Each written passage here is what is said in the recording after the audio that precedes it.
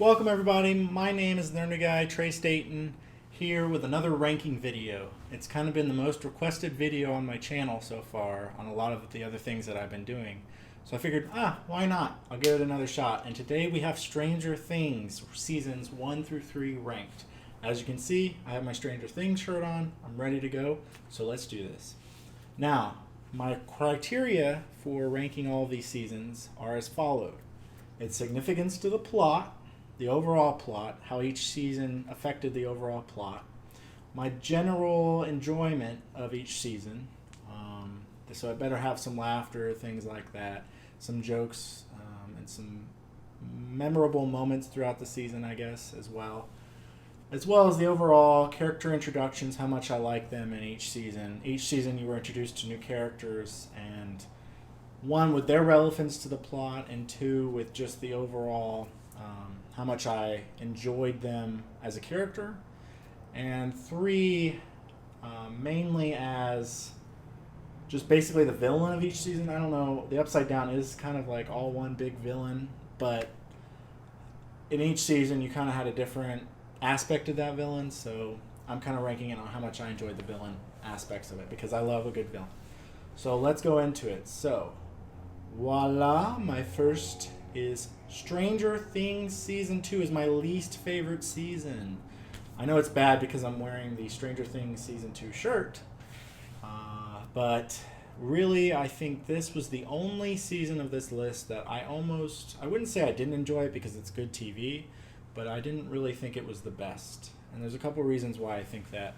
One, the overall relevance to the plot. If you start Season 2 and end Season 2, it virtually feels like you could cut this season out, and if you go from seasons 1 to 3, it would be fine, right? Because in Season 1, Samwise Gamgee, I'm calling him, was not introduced, and in Season 3, he almost wasn't included as some kind of thing to look back on. You had one little scene in Season 3 with her, thinking about him, but overall, Season 2 just felt like you could have not included it in the trilogy, and you perfectly wouldn't have missed anything. Yes, you would have gotten Max and Billy also introduced there, and they're important in Season 3, especially Billy, but overall, for a full season, I didn't feel like it had enough meat to it. You had this side quest with Elle that doesn't really take off anywhere. It's not even mentioned in 3 all that much, I don't think, if at all.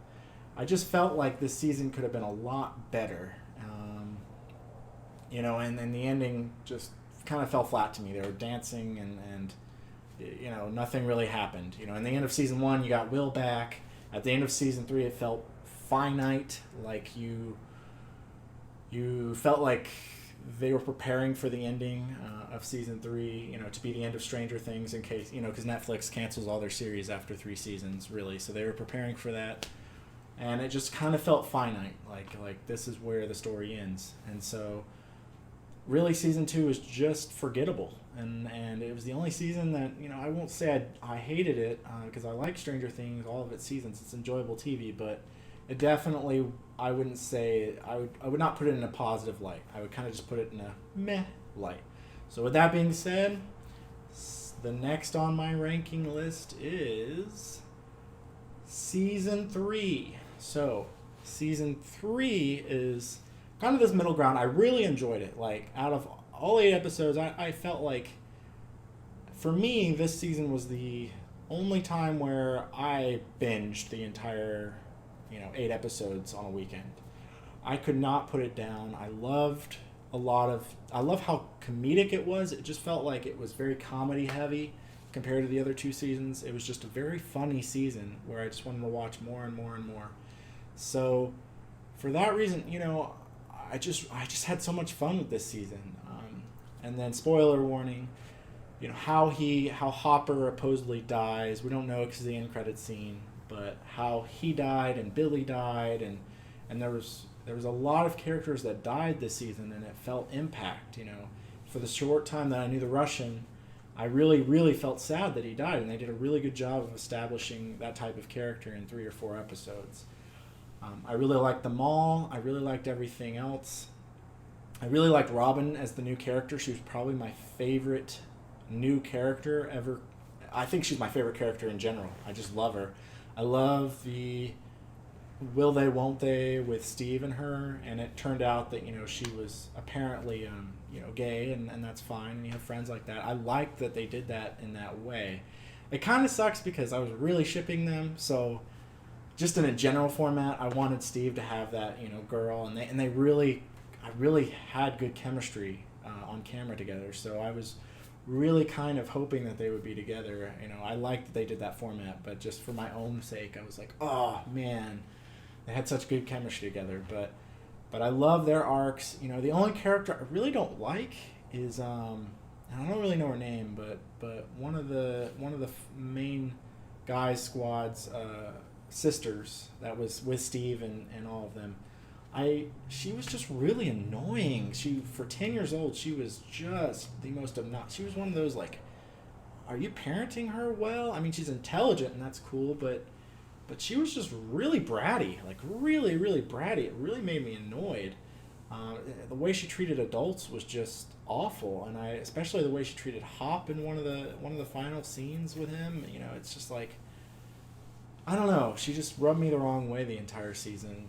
But I like even her. I like the fact that she's opening up to her nerdom because this is the nerdy guy. So I enjoyed seeing all of that stuff, and of course I'm DM, so I love all the Dungeons and Dragons references and how he won't play. And just the finale, the last episode was just probably my favorite episode of the entire season. I have this fly going around. Don't worry about it. It just likes the light. But yeah, so really that's why it's so high on my list. There's so many things I like about it. It was just an enjoyable season.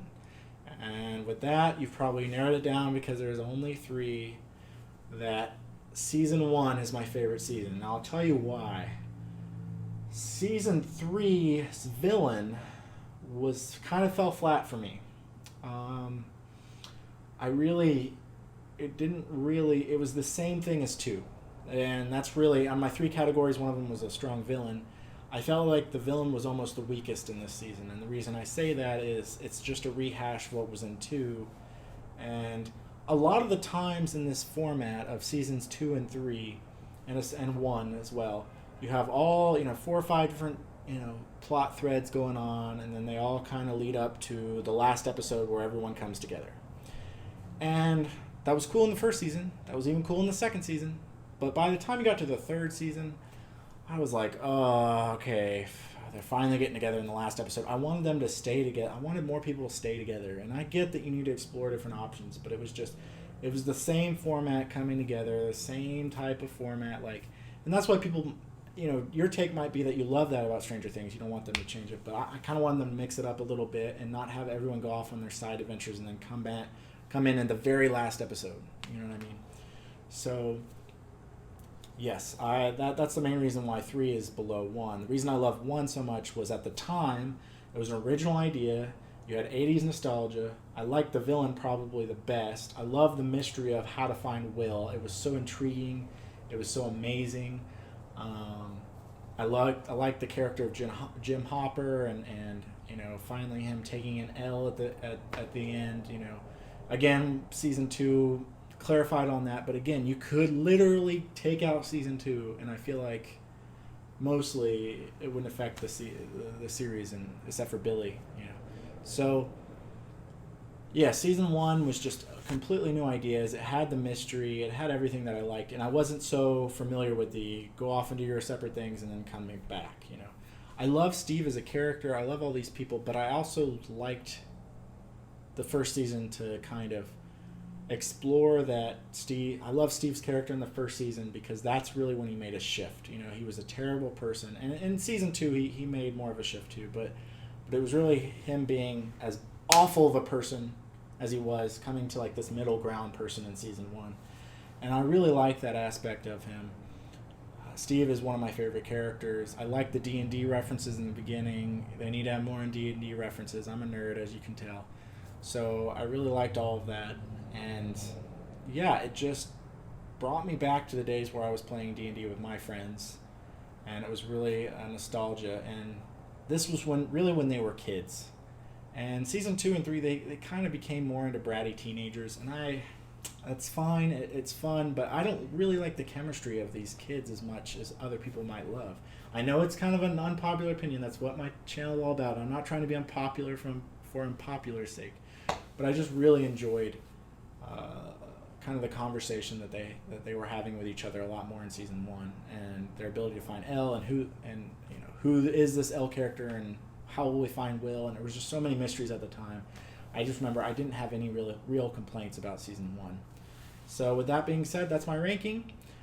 If you like my channel and you want to do more rankings, please comment, like below. If you want me to do a specific ranking, I think my next one will be the Harry Potter series with Fantastic Beasts.